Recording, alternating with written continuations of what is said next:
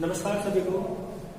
तो जैसा कि आप सभी जानते हैं, फोर्थ चैप्टर आपका फिजिक्स में स्टार्ट हुआ है, जिसका नाम क्या है, मूविंग चार्जेस एंड मैग्नेटिज्म। आइए देख लेते हैं चैप्टर का नाम क्या है, मूविंग चार्जेस एंड मैग्नेटिज्म।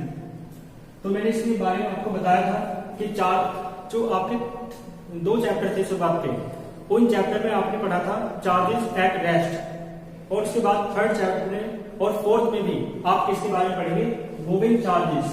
और इसके बाद जब चार्ज मूव करता है तो उसकी जो प्रॉपर्टी होती है वो कौन सी प्रॉपर्टी शो करता है, मैग्नेटिज्म की प्रॉपर्टी शो करता है, मैग्नेटिक फील्ड क्रिएट करता है। तो यहाँ पे क्या आ जाएगा, मैग्नेटिज्म। बात क्लियर है। चार्ज जब आपका रेस्ट में था तो उसकी प्रॉपर्टी कौन सी थी, प्रॉपर्टी कौन सी थी, इलेक्ट्रोस्टैटिक्स। इलेक्ट्रोस्टैटिक्स जो प्रॉपर्टी है और या फिजिक्स की ब्रांच है, वो कब है, जब चार्ज रेस्ट में हो। और जब चार्ज मोशन में आ जाए तो प्रॉपर्टी कौन सी होती है, मैग्नेटिज्म। और फील्ड कौन सा होता है, मैग्नेटिक फील्ड। ये लास्ट क्लास में मैंने आपको बताया था। आइए, मैंने आपको बायो सावर्ट लॉ कराया था, तो बायो सावर्ट लॉ देख लेते हैं थोड़ा बहुत इसके बारे में। मैंने आपको करा दिया था वैसे तो कंप्लीट, लेकिन जो कुछ बचे हुए इंपोर्टेंट पॉइंट है उन्हें देख लेते हैं। देखो, बायो सावर्ट लॉ का एक्सप्रेशन मैंने आपको कराया था, जो कितना है, μ0/4 pi into I delta L sine theta upon में क्या था, स्मॉल r स्क्वायर। ठीक है, ये पढ़ाया आपने। फिर इसके बाद देखो, यहां तक मैंने आपको कराया था, और फिर ये भी मैंने आपको बताया कि म्यू0 क्या होता है आपका, इसे कहते हैं परमिएबिलिटी। परमिएबिलिटी ऑफ, देखो नोट आ रहा है, नोट, ठीक है ना, इसका मतलब क्या है, फ्री स्पेस की बात हो रही है, एयर की बात हो रही है। तो permeability of free space, free space क्या दो, या आप कह सकते हो एयर। फ्री स्पेस के लिए और एयर के लिए लगभग सेम सी बातें होती हैं। तो परमिएबिलिटी ऑफ फ्री स्पेस और एयर, बात समझ में आपको। इसके बाद मैंने आपको बताया होगा कि म्यू0 की जो वैल्यू होती है वो 4 पाई इंटू 10⁻⁻7 होता है। ठीक है, और ये यूनिट क्या है इसकी, न्यूटन पर मीटर स्क्वायर। ठीक है, न्यूटन पर एम्पियर स्क्वायर, न्यूटन पर एम्पियर स्क्वायर इसकी यूनिट है। ठीक है, यहां तक क्लियर है आपको। तो म्यू0 की वैल्यू भी आप यहां पुट करोगे, या आप ऐसा कर लो, μ0/4 पाई की वैल्यू क्या आ जाएगी आपकी, 10⁻⁻7। तो यहां से एक एक्सप्रेशन आपके लिए आ जाएगा, delta B equals to 10⁻⁻7 I, ठीक है, delta L sine theta upon small r square. ठीक है, बात समझ आ रही है। तो ये यहां तक मैंने आपको बताया था। और इसके देखो, डेल्टा आ रहा है, डेल्टा, तो डेल्टा का क्या मीन्स है, चेंज के लिए यानी स्मॉल के लिए। लेकिन स्मॉल के लिए आप डी का यूज करते हैं, और जब डी का यूज करते हैं तो वो वेरी स्मॉल हो जाता है। यानी जब वेरी स्मॉल के लिए बात करेंगे तो डी का यूज करते हैं, बाकी स्मॉल के लिए डेल्टा का यूज कर लेते हैं। और फिर आप देखो, जब स्मॉल के लिए आपको पता होता है और कंप्लीट के लिए आपको करना होता है, तो आप इंटीग्रेशन कर देते हैं। ये बात आपको पता है ना। तो यदि हम बात करें फॉर स्मॉल, स्मॉल के लिए यदि बात करें, फॉर वेरी स्मॉल, तो आप इसे डी से भी डिनोट कर सकते हो। तो आप इसे इस प्रकार भी लिख सकते हो, dv इक्वल्स क्या हो जाएगा, इसे लिख लो, मेन एक्सप्रेशन तो वही है, μ0/4 पाई I dl sign theta upon में क्या हो जाएगा आपका r स्क्वायर। तो ये आपका क्या है, ठीक है, बायो सावर्ट लॉ का एक्सप्रेशन है। दो एक्सप्रेशन मैंने आपको ये बताया, एक ये बताया। देखो, इसकी वेक्टर फॉर्म के बारे में बात कर लेते हैं। तो वेक्टर फॉर्म, क्योंकि आप जानते हो मैग्नेटिक फील्ड भी क्या है, एक वेक्टर क्वांटिटी है। तो आप लिख लेना, आपने ना लिखा हो तो, magnetic field is a vector quantity. तो देखो वेक्टर फॉर्म क्या हो जाएगी, वेक्टर फॉर्म एक काम करते हैं, I, ठीक है ना, dl और r से मल्टीप्लाई कर दो। r से मल्टीप्लाई क्यों कर, तो r से नीचे डिवाइड करना पड़ेगा। तो अब ये क्या हो जाएगा, r2। अब देखो, एक फॉर्मूला आप जानते हो, एक फॉर्मूला आपने पढ़ा है, ए बी साइन थीटा क्या होता है, vector a cross vector b, ये पढ़ा है ना आपने। तो यहां से देखो, dl r साइन थीटा यदि लिख रहा है कहीं, तो ये आपका कितना हो जाएगा, हो जाएगा vector dl cross vector r। बात समझ पा रहे हो। तो dl r साइन थीटा को आप क्या लिख सकते हो, क्या लिख सकते हो, dl r साइन थीटा को आप लिख सकते हो vector dl cross vector dr। ठीक है, दिख रहा है आपको यहां पे। तो देखो dv क्या आ जाएगा, सो वेक्टर फॉर्म हो जाएगी ना, वेक्टर फॉर्म लगेगी। तो वेक्टर यहां आ जाएगा, μ0/4 पाई कांस्टेंट है, ऐसे रहने दो। और I को आपका स्केलर क्वांटिटी होती है डीएल आर साइन थीटा जो है इसे आप लिख सकते हो vector dl cross vector r और अपोज में क्या है आपका आर। तो ये जो मैंने ये एक्सप्रेशन आप लोग से क्या है ये क्या है बायो-सावर्ट लॉ की कौन सी फॉर्म है ये आप जानते हैं वेक्टर फॉर्म है, ठीक है ना। तो वेक्टर फॉर्म में लिखा है, आप इसे यहां तक नोट कीजिए और फिर आगे चलते हैं इसके एप्लीकेशंस की ओर। इसके एप्लीकेशंस भी आपको पढ़ने हैं, ठीक है। यहां तक आपको समझ में आया। तो इसके बाद देखो हाँ मैग्नेटिक फील्ड है ये, तो मैग्नेटिक फील्ड की यूनिट भी आप जानते हो, मैंने आपसे कहा था बताएंगे आप देख के। तो मैग्नेटिक फील्ड की 3 यूनिट 10th क्लास में मैंने आपको याद कराई थी, ठीक है। कौन सी यूनिट होती है, तो यूनिट आप लिख सकते हो यूनिट ऑफ बी, ये यूनिट ऑफ मैग्नेटिक फील्ड लिखना आप पूरा। तो क्या होती है, एक फेमस यूनिट है साइंटिस्ट के नाम से, एक साइंटिस्ट है निकोला टेस्ला, बहुत महान वैज्ञानिक थे, कभी उनके बारे में बताऊंगा। तो उन्हीं के नाम से टेस्ला ने इसके बारे में काफी आविष्कार किए, खोज किए। तो टेस्ला मैग्नेटिक फील्ड की एक यूनिट है। और इसके बाद न्यूटन पर एम्पियर मीटर, ठीक है ना, पूरा लिखना न्यूटन पर एम्पियर मीटर भी इसकी एक यूनिट है। और इसके बाद एक यूनिट होती है वेबर पर मीटर स्क्वायर, ठीक है, याद आ रहा होगा आपको 10th क्लास से, वेबर पर मीटर स्क्वायर। बात समझ में आई। तो इसकी 3 यूनिट है टेस्ला, न्यूटन पर एम्पियर मीटर और वेबर पर मीटर स्क्वायर, ठीक है। देख लेंगे आप, और बाकी जो भी टॉपिक में पढ़ाया करूं आप बुक से जरूर पढ़ा करें, ठीक है ना, क्योंकि अलग मिलता है काफी। तो ये बायो-सावर्ट लॉ था, आप इस वीडियो को पोस्ट करके नोट कर लेंगे, बाकी पीडीएफ नोट्स के हमसे लिख लेंगे आप। इसके बाद देखो बायो-सावर्ट लॉ जो है ना आपका, इसके एप्लीकेशंस पढ़ते हैं। तो हेडिंग डालो आप applications of Biot-Savart law, Biot-Savart law के एप्लीकेशंस पढ़ते हैं, यानी बायो-सावर्ट लॉ का लाभ क्या हुआ, उसका यूज क्या है, ठीक है ना। तो हेडिंग क्या है आपकी, एप्लीकेशंस ऑफ बायो-सावर्ट लॉ। इसके अंतर्गत पहला एप्लीकेशन हम पढ़ेंगे एप्लीकेशंस ऑफ बायो-सावर्ट लॉ। आप जानते हैं बायो और सावर्ट दो अलग अलग साइंटिस्ट हैं, ठीक है ना। उन्होंने एक नियम दिया जिसे आप क्या कहते हैं, बायो-सावर्ट लॉ कहते हैं। इसके अंतर्गत देखो पहली हेडिंग क्या है, देखो इसकी हेल्प से, बायो-सावर्ट लॉ की हेल्प से आप मैग्नेटिक फील्ड निकाल सकते हो, ठीक है ना, अलग अलग चीजों का। देखो पहली हेडिंग क्या है, आप निकालेंगे magnetic field, magnetic field due to, किसके कारण, ड्यू टू ए लॉन्ग, है ना, एक लंबा स्ट्रेट सीधा, ए long straight current carrying conductor. Current carrying का मतलब जो करंट को लेके जाता हो, यानी जिसमें करंट फ्लो हो रहा हो, करंट कैरिंग कंडक्टर, ठीक है, कंडक्टर। और कंडक्टर भी आप दोनों के लिए निकालेंगे, इनफाइनाइट लेंथ के लिए भी और फाइनाइट लेंथ के लिए भी।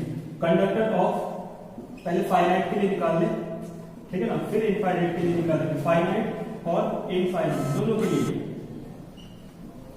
इनफाइनाइट और फाइनाइट दोनों के लिए, ठीक है ना। यानी लेंथ एक बार कंडक्टर की आप कैसे लेंगे, फाइनाइट, और दूसरी बार कैसे लेंगे, इनफाइनाइट, ठीक है। बात समझ में आ रही है आपको। तो क्या निकालना है आपको, इलेक्ट्रिक फील्ड निकालना है एक long straight current carrying conductor के कारण, ठीक है ना, जो इनफाइनाइट लेंथ का भी है और फाइनाइट लेंथ का भी, ठीक है। यहां तक समझ में आया आपको। आइए फिर देख लेते हैं, डायग्राम बनाते हैं इसका। देखो एक वायर है इनफाइनाइट लेंथ का, बात क्लियर है। तो यहां तक आपको दिख रहा होगा, एक वायर है इनफाइनाइट लेंथ का। तो आप देखो इसका सेंटर मान लो, सेंटर ओ मान लें, और ये जो है आपको, ये आपको देखना जो है बिल्कुल बीच में लेना है आपको पॉइंट। इस पॉइंट से, सेंटर ओ से कुछ डिस्टेंस पर, कुछ भी डिस्टेंस मान सकते हो, मान लो कितनी डिस्टेंस है, ए डिस्टेंस मान लो। इस सेंटर एक करंट कैरिंग वायर है, इसकी लेंथ अभी फाइनाइट मान लो, क्योंकि फाइनाइट के लिए पहले डायरेक्शन करेंगे और उसके बाद डायरेक्शन करेंगे इनफाइनाइट के लिए। तो इसकी लेंथ फाइनाइट है और इसके सेंटर ओ से स्मॉल ए डिस्टेंस पर पॉइंट पी है, at which we will find out the, बताओ, मैग्नेटिक फील्ड, जिस पर हमें मैग्नेटिक फील्ड निकालना है।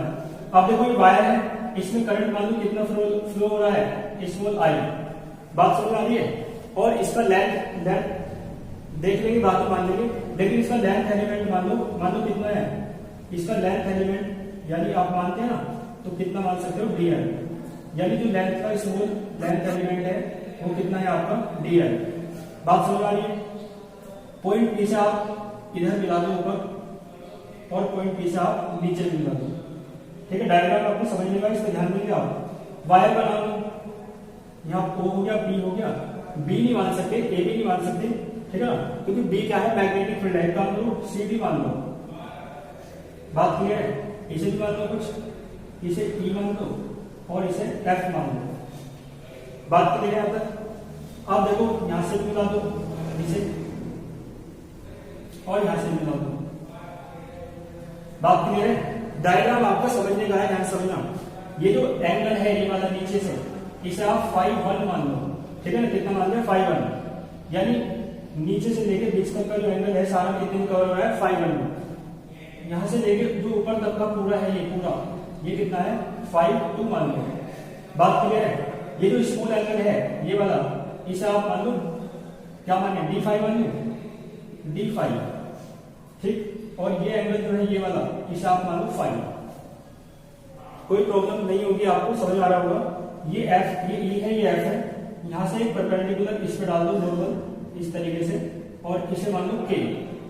तो ये देखिए 90 बन रहा है ना, तो इसका मतलब जो ट्राइंगल बन रहा है ये कैसा ट्राइंगल है? Right angle triangle. इसके बाद देखो जैसा डायग्राम में दिख रहा है बिल्कुल उसी तरीके से बातें आप लिखेंगे। देखो मैं एक बार बता देता हूँ लैंग्वेज किस प्रकार लिखी जाती है। आप कहेंगे लेट अस कंसीडर, ठीक है ना, let us consider a long straight current carrying conductor of finite length. Infinite तो बाद में मान लेंगे ना, ऑफ फाइनाइट लेंथ, बात क्लियर है? फिर इसके बाद क्या कहेंगे? Let P be the capital P be the point at distance small a from the centre of the wire. बात क्लियर है? जो जो दिखता है वो लिखना है हमेशा। इसके बाद देखो आप कहेंगे let dl be the length element, let dl be the length element. dl length element है, और इसके बाद क्या कहोगे?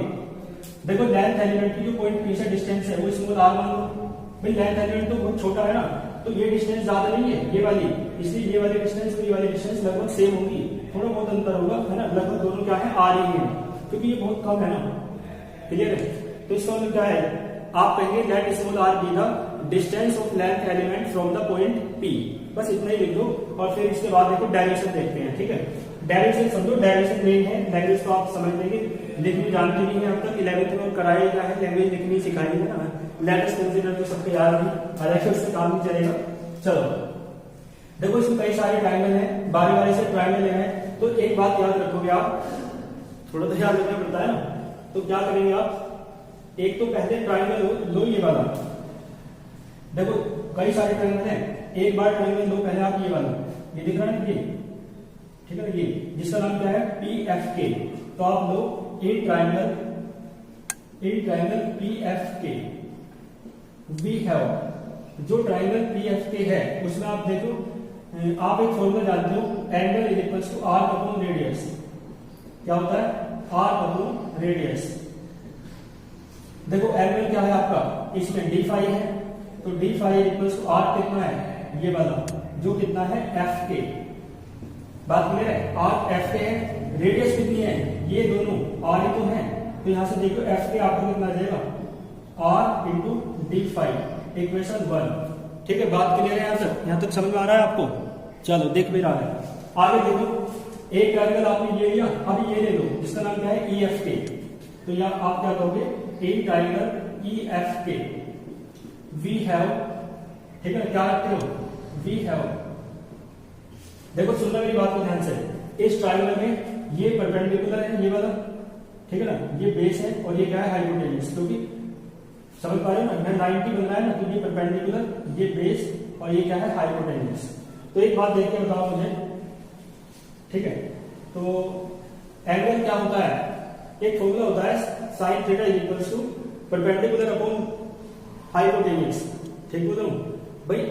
देखो साइन कोस थीटा है ना, tan ये सब होते हैं, साइन थीटा आपको याद हो क्या होता है? Perpendicular upon hypotenuse. बात समझ पा रहे हो? तो देखो परपेंडिकुलर कौन सा है आपका? FK और हाइपोटेन्यूज क्या है? EF। तो यहां से आप साइन थीटा निकाल दो, तो साइन थीटा देखो क्या हो जाएगा? परपेंडिकुलर यानी कितना? FK और हाइपोटेन्यूज कितना है? यानी EF।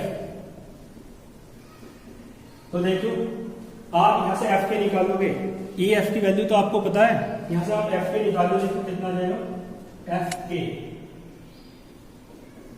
बताओ ई एफ की वैल्यू कितनी है डीएल, तो ये देखो कितना जाएगा DL sine theta, equation number second.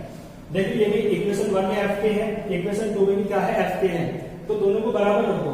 इधर देखो करा देता हूं, तो देखो क्या लिखोगे from first and second, from first and second we have,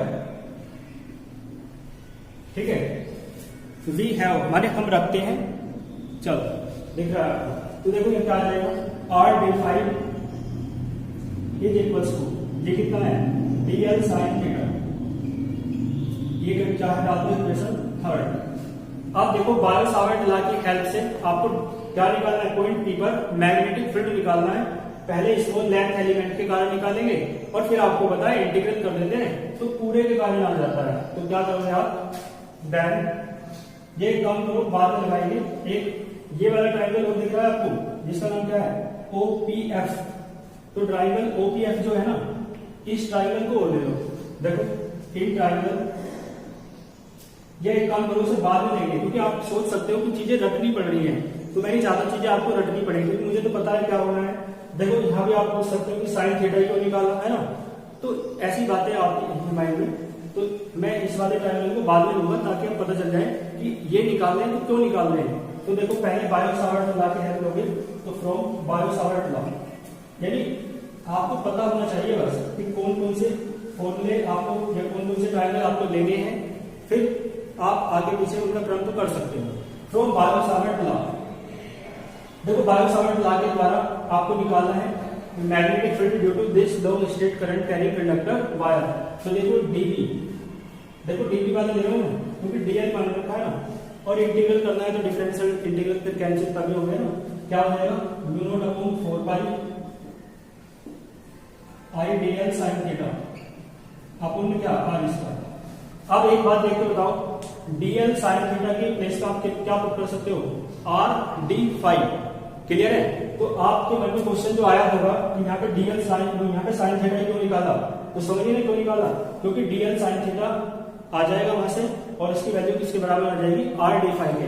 तो अब आप यहाँ पे वैल्यू पुट कर सकते हो, तो आपका डीबी कितना आ जाएगा mu naught upon 4 pi into I DL sine theta की जगह आप क्या रखोगे आर इनटू डी फाइव, ठीक है ना, अपॉन क्या आ जाएगा आर स्क्वायर। तो देखो एक आर कैंसिल हो जाएगा, तो देखो डीबी कितना आ जाएगा I d five upon small r. भाई एक आर ये तो आ जाएगा, एक आर बचेगा केवल, एक आर बच जाएगा केवल, क्लियर है यहां तक। इसके बाद देखो आप ट्राइंगल लोगे, इसके बाद जो मैंने आपको बताया था ये वाला ट्राइंगल लो आप, ठीक है। तो वीडियो को पोस्ट करके आप इधर पर नोट कर लेंगे। इसके बाद देखो मैं इधर से रफ कर रहा हूं, इसके बाद देखो आप मैंने बताया कौन सा ट्राइंगल लोगे ओपीएफ, तो क्या कहेंगे आप in triangle OPF, OPF we have in triangle OPF. यहां से देखो आप साइन थीटा यदि निकालते हो तो क्या आ जाएगा, देखो मेरी बात सुनना, आपको बेस पता है ना, और आपको हाइपोटेन्यूज पता है, तो बेस अपॉन हाइपोटेन्यूज क्या होता है, दो चीजें बताया, तो साइन थीटा नहीं कोस थीटा निकलेगा। बेस अपॉन हाइपोटेन्यूज क्या होता है कोस थीटा, ठीक है ना। परपेंडिकुलर अपॉन हाइपोटेन्यूज क्या होता है साइन थीटा, तो बेस अपॉन हाइपोटेन्यूज यानी कोस थीटा। तो ये तो आप है ना बेस वगैरह ना लिखे तो आप खुद ही सोच रहे हैं आपको, तो बेस कितना है आपका ए है ना, और हाइपोटेन्यूज कितना है आर है, तो ये आ जाएगा। तो यानी आप यहां से कोस थीटा आपको कितना आ जाए ए अपॉन आर, यहाँ पे आप आर की वैल्यू पुट करेंगे, ठीक है ना। एक काम करो इसे डाल दो इक्वेशन 4, तो देखिए यहां से आर कितना आ जाएगा आपका, आर आ जाएगा यहां से आपका ए अपॉन कोस थीटा, आर इधर मिल जाएगा कोस थीटा अपॉन में। तो ये जो वैल्यू है आर की ए अपॉन कोस थीटा आप कहां रख दो इक्वेशन नंबर 4 में, तो 4 इंप्लाइज करो तो कितना आ जाएगा डीबी, ठीक है। तो डायरेक्शन में कोई दिक्कत वाली बात नहीं है, बस क्या याद रखना है, दो ट्राइंगल एक बार ये लेना है ये वाला और एक बार ये लेना है छोटा सा, ठीक है ना, दो वहां से ये आ जाएगी इक्वेशन। फिर उसके बाद बायो सावर्ट लॉ लगा लो, या बायो सावर्ट लॉ को शुरुआत में लगा दो, इससे क्रम से कोई फर्क नहीं पड़ेगा। तो बायो सावर्ट लॉ लगाया, यहाँ पे आर की वैल्यू निकालनी है। तो आप देखो यहाँ तो बेस अपॉन हाइपोटेन्यूज रख सकता है, क्योंकि बेस पता है हाइपोटेन्यूज पता है, तो इस ट्रायंगल को लेके आर की वैल्यू उसमें रखनी है। तो क्या आ जाएगा म्यू नॉट अपॉन 4 पाई। तो चीजें देखो कठिन होती हैं, सही बात है ना, कुछ चीजें आसान हो सकती है, कठिन हो सकती है, मानसिक स्तर पर भी डिपेंड करता है। लेकिन एक बात होती है, एक सर है डॉक्टर विजय अग्रवाल सर, वो एक बात कहते हैं, देखो एक भूलना मनुष्य की प्रवृत्ति होता है, गुण होता है ना, हर मनुष्य भूलता है, लेकिन वो कहते हैं कि आप बोर्ड पे एक लकीर खींचो, है ना, तो कुछ दिनों बाद धुंधली पड़ जाएगी, फिर आप क्या काम करो, इसके ऊपर आके एक लकीर और खींच लो, है ना, फिर कुछ टाइम ज्यादा लगेगा इसे धुंधली होने में, फिर आप क्या करोगे, इसके ऊपर एक लकीर और खींच लो, फिर और ज्यादा टाइम लगेगा, है ना, और बार बार एक ही लकीर पे लकीर खींचते रहोगे, तो ये जो लकीर है ना आपकी, ये इतनी शार्प हो जाएगी कि ये बहुत मुश्किलों के बाद मिटेगी, यानी ये बिल्कुल स्थायी हो जाएगी और बहुत टाइम लेगी मिटने में। तो इसका सीधा सा अर्थ क्या है, इस उदाहरण के द्वारा आप समझ सकते हैं कि चीजें सभी बोलते हैं, लेकिन इतनी बार रिवाइज कर दो, इतनी बार रिवाइज कर दो, ठीक है ना, भूलना सभी की प्रवृत्ति है, कोई चिंता का विषय नहीं है, और समझ में आना, कठिनाई आना, ये सबके साथ साथ है। तो इसलिए चीजों को इतनी बार रिपीट कर दो कि वो आपके लिए आसान हो जाए, बस ये ही मूल मंत्र है, ठीक है ना। तो मैं बात कर रहा हूँ, एक आर की वैल्यू रखो आई इंटू डी फाइव, कोस जिसका आर की वैल्यू क्या है, ए अपॉन कोस थीटा, देखो ए अपॉन में रहने दो, और कोस थीटा, थीटा नहीं फाइव है भैया, ठीक है ना, थीटा नहीं है, क्या है, क्योंकि ये वाला एंगल कितना है फाइव, और ये वाला एंगल यहाँ पे थीटा है ना, क्योंकि यहाँ पे थीटा वाला था ना, साइन थीटा, बात क्लियर है। तो एंगल ध्यान से मेरी बात को, ये जो आपने निकाला था इस ट्रायंगल में, क्या होता है, एंगल के सामने वाला परपेंडिकुलर होता है, तो परपेंडिकुलर आपने ये लिया ना, यहाँ पे एंगल मानोगे ना, ये थीटा मानो, तो ये थीटा है, एंगल के सामने वाला परपेंडिकुलर, और अपन ये क्या है बेस, ये क्या है हाइपोटेन्यूज, और यहाँ पे 90 डिग्री बन रहा है, तो ठीक है, तो ये एंगल कितना है, फाइव नहीं है, वो थीटा नहीं, क्या है फाइव, तो यहाँ पे क्या आ जाएगा फाइव। अब देखो आर की वैल्यू आपने कहा थी, इसमें रखो इक्वेशन 4 में, तो ए अपॉन में है और कोस फाई आपका ऊपर पहुंच जाएगा, ठीक है, कोस फाई आपका कहां पहुंच गया ऊपर। तो ये आपने डीबी निकाला, यानी क्या है ये मैग्नेटिक फील्ड है due to this length element. इसके बाद आप इंटीग्रेट करेंगे तो आपको क्या मिल जाएगा, इस कंप्लीट वायर के कारण आपको मिल जाएगा, ठीक है, यहां तक समझ में आ रहा है। तो मैं ऐसा रफ कर रहा हूं, आप नोट कर लेंगे वीडियो को पॉज करके, ठीक है ना। बाकी देखो वीडियो क्लास देखो आप, तो रफली नोट बनाओ, है ना, नोट्स बनाओ, और फिर पीडीएफ नोट्स, और बाद में जो अपने रफली नोट्स हैं उन दोनों के कॉम्बिनेशन से आप अपने नोट्स बनाओ, है ना, और बुक की हेल्प भी आप ले सकते हो। तो मैं इधर से रफ कर रहा हूँ, ठीक है ना। इसके बाद इसका क्या करना है, इंटीग्रेशन। देखो इंटीग्रेशन क्यों कर रहे हैं, क्योंकि कंप्लीट वायर के कारण निकालना है, इसको मैं क्या कह रहा हूँ, तो यहाँ पे मैं लिख देता हूँ दैन, क्या निकालना है आपको, दैन मैग्नेटिक फील्ड, ठीक है ना, then magnetic field due to complete wire, complete wire के कारण, कंडक्टर के कारण आपको निकालना है। तो डीबी, तो डी हो जाएगा, और इंटीग्रेशन करोगे, है ना, और इस सारे integration mu naught upon 4 pi into I d five. एक काम करो, इसे ऐसे लिख लो, आई कोस आई अपॉन ए, कोस फाइव को पहले लिखो और डी फाइव को बाद में। बात समझ में आ रही है।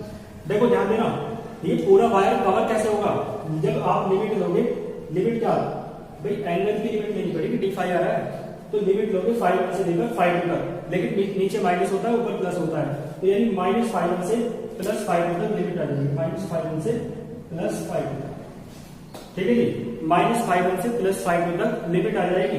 कांस्टेंट बाहर आ जाते हैं इंटीग्रेशन से, आप जानते हो, तो b = mu naught upon 4 pi I upon a, और देखो ये बचेगा -5 to 5 और ये क्या है cos फाइव, और इंटू में आपका d फाइव, ठीक है, आप समझ रहे हैं। तो देखो इसके बाद यहां तक क्लियर है आपको। अब देखो इंटीग्रेशन करना है किसका, cos फाइव का। तो cos फाइव का यदि आप इंटीग्रेशन करना चाहते हैं तो आपको क्या काम करना पड़ेगा, cos फाइव का इंटीग्रेशन का फॉर्मूला आपको याद करना पड़ेगा। अभी इंटीग्रेशन मैथमेटिक्स के स्टूडेंट्स ने नहीं पढ़ा होगा, तो cos फाइव का इंटीग्रेशन जो होता है ना, वो क्या होता है, sin फाइव। बात क्लियर है। तो यानी cos का इंटीग्रेशन करते हैं तो क्या आता है, sin आता है, बात क्लियर है? जैसे आपने डिफरेंशिएशन पढ़ा है, cos थीटा का क्या होता है डिफरेंशिएशन, माइनस साइन थीटा, लेकिन cos थीटा का इंटीग्रेशन प्लस साइन थीटा होता है।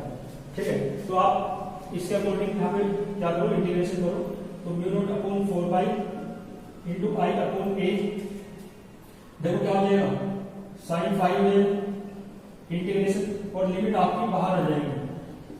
लिमिट कैसे जाएगी, बाहर। इसके बाद देखो b इक्वल्स टू आपका mu naught upon 4 pi into I upon a, और देखो लिमिट रख दो। लिमिट पहले कैसे रखते हैं, अपर लिमिट यानी 5 को 5 के प्लेस पर बीच में माइनस, फिर 5 के प्लेस पर क्या रखना है, माइनस के 5 है। ठीक है, अब देखो एक फॉर्मूला और याद होना चाहिए आपको, 10th क्लास में पढ़ा होगा, साइन ऑफ माइनस थीटा क्या होता है, साइन थीटा। ट्रिग्नोमेट्री में क्या होता है, minus sine theta. Sine of minus theta equals to minus sine theta, यानी एंगल के अंदर जो साइन में माइनस होता है ना, बाहर आ जाता है। तो ये देखो b इक्वल्स टू आपका कितना बचेगा, mu naught upon 4 pi into I upon a, देखो कितना बचेगा, साइन 5 और माइनस माइनस क्या हो जाएगा, प्लस, ये बचेगा आपका साइन 5। तो देखो एक्सप्रेशन जो आपका आ गया है, magnetic field due to a long straight current carrying conductor wire of finite length, वो कितना है आपका, ठीक है ना, ये जो मैंने आपके सामने बोर्ड पे लिखा हुआ है। ठीक है, तो ये आपका एक्सप्रेशन है। ठीक है, अब देखो एक बात सुनो, for infinite length, infinite length के लिए सुनना मेरी बात, यदि वायर कैसे लेंथ का हो, इनफाइनाइट लेंथ का, तो इनफाइनाइट लेंथ का मतलब है ये जो ये सिरा है ये यहाँ नहीं होगा, बहुत नीचे जाकर होगा। इसका मतलब इधर नीचे होगा कि जो एंगल है ना बढ़ता जाएगा बढ़ता जाएगा, बढ़ते बढ़ते देखो जब इनफाइनाइट है तो ये दोनों लाइन कभी मिलेगी नहीं, क्योंकि इनफाइनाइट है ना, तो ये लाइन में आपकी सीधी हो जाएगी इस तरीके से। एंगल बहुत ज्यादा है ना, और मैक्सिमम कितना हो सकता है एंगल यहाँ तक, जब सीधी हो जाएगी लाइन 5 में बढ़ते बढ़ते, जब ये लाइन, ये जो लाइन है ये ऐसे हो जाएगी, तो एंगल 5 में कितना हो जाएगा आपका 90 डिग्री, क्योंकि ये तो दोनों कभी मिलेंगे ही नहीं, क्योंकि ये क्या है, इन्फिनिटी है ना, इन्फिनिटी का क्या मतलब है, दोनों कभी मिलेंगे नहीं। इसका मतलब ये मिलते कब नहीं है, जब दोनों पैरेलल हो तो कभी मिलेंगे, तो इसका मतलब दोनों पैरेलल होंगे। इसका 5 में कितना हो जाएगा 90, ऐसे ऊपर को होगा तो 5 में कितना हो जाएगा आपका 90। ठीक है ना, तो इनफाइनाइट लेंथ के लिए वायर की 5 और 5 आपके 90 डिग्री हो जाएंगे। तो आप देख सकते हो b आपका कितना हो जाएगा, म्यू नॉट अपॉन 4 पाई आई अपॉन ए साइन 5 का मतलब साइन 90 और प्लस साइन 90। 90 की वैल्यू साइन 90 की 1 है, साइन 90 की 1 है, तो 1 और 1 2। ठीक है ना, तो क्या आ जाएगा आपका b equals to mu naught upon 4 pi into I upon a और इंटू 1 प्लस 1 यानी 2 2 जा 4। तो आपका एक्सप्रेशन कितना आ जाएगा, ठीक है ना, तो मैं इधर कर देता हूँ, जो आपका एक्सप्रेशन है वो कितना आ जाएगा, म्यू नॉट अपॉन 2 पाई, भाई 2 जा 4 है ना, इंटू आई अपॉन ए। तो ये जो एक्सप्रेशन है, ये जो मैंने निकाला, ये किसके लिए है, इनफाइनाइट लेंथ के लिए, ये किसके लिए है, फाइनाइट लेंथ के लिए, है ना, वायर की। तो इसे आप अच्छे से नोट कर लेंगे। मैंने डेरिवेशन को आपको समझाने का प्रयास किया है, बहुत अच्छा डेरिवेशन है, आप समझ लेंगे। और मैंने जो आपसे बताया है कि आप बार बार चीजों को करते हैं तो आसान हो जाती है। ठीक है, इस बात को आप फॉलो करेंगे। All the very best.